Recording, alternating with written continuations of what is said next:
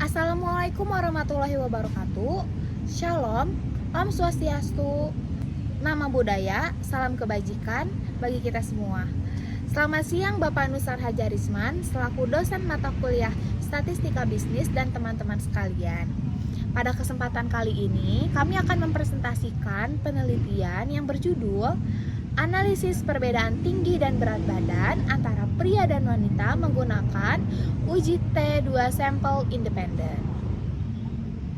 Presentasi ini akan dibawakan oleh saya sendiri, Talisa Nailal Husna, dengan NIM 10204050026 dan dengan teman saya Sabina Galia Ramanova dengan NIM 10401250051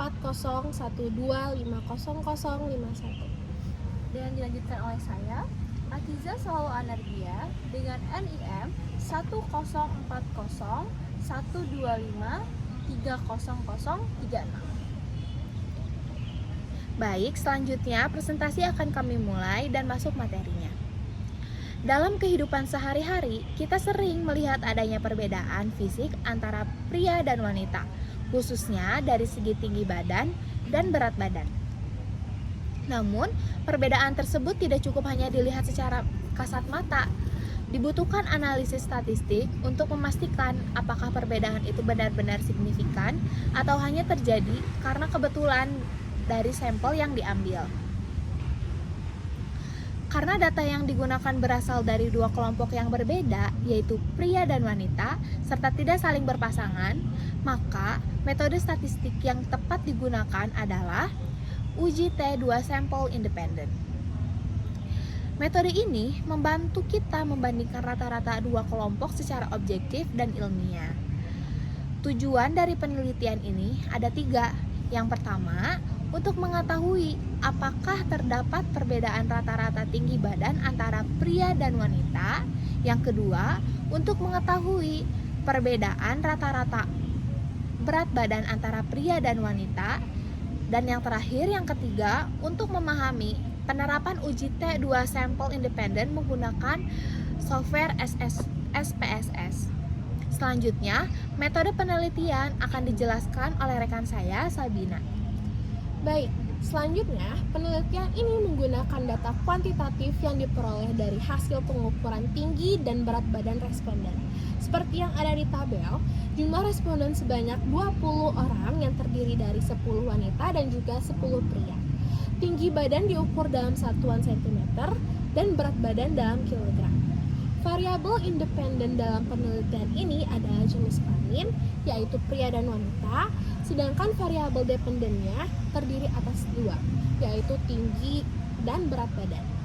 Kedua variabel ini kemudian dianalisis untuk melihat apakah terdapat perbedaan rata-rata antar kelompok. Lalu, teknik analisis yang digunakan adalah uji T2 sampel independen dengan bantuan software SPSS. Sebelum melakukan uji T, terlebih dahulu dilakukan uji homogenitas varians menggunakan Levens test untuk memastikan bahwa data memenuhi asumsi yang diperlukan. Baik, selanjutnya akan dijelaskan oleh saya. Berdasarkan hasil statistik deskriptif, diketahui bahwa rata-rata tinggi badan pria adalah 170,85 cm, sedangkan tinggi badan wanita memiliki rata-rata tinggi sebesar 157,62 cm. Untuk berat badan, rata-rata pria sebesar 69,62 kg, sedangkan wanita sebesar 50,08 kg.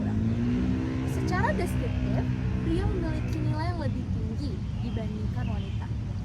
Hasil uji homogenitas menunjukkan nilai signifikasi di atas 0,05,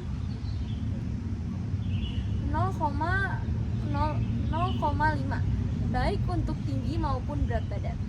Hal ini berarti varians data antara kelompok pria dan wanita bersifat homogen, sehingga uji T dapat dilakukan dengan asumsi equal variance assume, yang artinya hasil uji T menunjukkan nilai signifikasi 0,00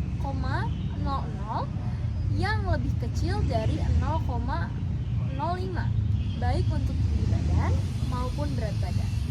Artinya, terdapat perbedaan yang sangat signifikan antara pria dan wanita di kedua variabel tersebut. Perbedaan ini dapat dipengaruhi oleh banyak faktor sebenarnya. Tapi contohnya kita contohin faktor biologis seperti hormon, komposisi massa otot, dan proses pertumbuhan. Oleh karena itu, hasil penelitian ini sejalan dengan teori yang sering dikatakan banyak orang kalau pria itu cenderung memiliki ukuran badan atau tubuh yang lebih tinggi atau besar dibandingkan wanita. Oke, kesimpulannya, berdasarkan hasil analisis dapat disimpulkan bahwa perbedaan yang signifikan pada tinggi badan dan berat badan antara pria dan wanita menurut uji T 2 sampel ini. Uji T 2 sampel independen. Ini terbukti sangat efektif dalam membandingkan dua kelompok yang tidak saling berhubungan. Selanjutnya, saran dari kita itu, penelitian selanjutnya disarankan untuk menggunakan jumlah responden yang lebih besar serta menambahkan variabel lain seperti usia, pola makan, dan aktivitas fisik agar hasil penelitian menjadi lebih komprehensif.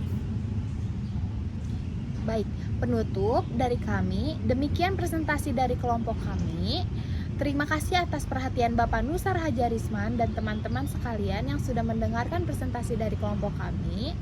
Kami siap menerima pertanyaan. Jika Bapak dan teman-teman berkenan untuk bertanya, kami persilahkan.